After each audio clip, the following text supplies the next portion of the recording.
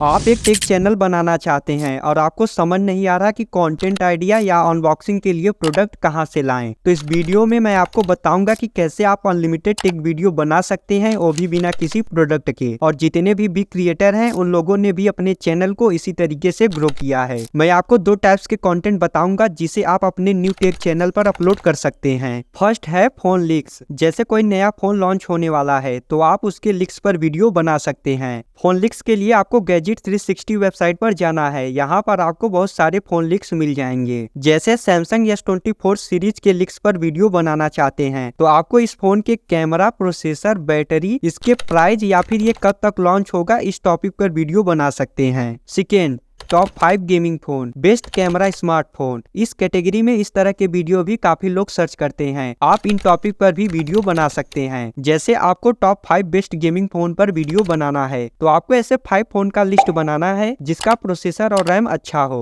आप अपने वीडियो को थोड़ा अच्छा बनाने के लिए किसी बड़े क्रिएटर की क्लिप भी यूज कर सकते हैं। जैसे आपके लिस्ट में जो फोन है उसे किसी बड़े क्रिएटर ने अनबॉक्स किया हुआ है तो आप उसके क्लिप को अपने वीडियो में यूज कर सकते हैं और आपके चैनल पर कोई कॉपीराइट स्ट्राइक भी नहीं आएगी।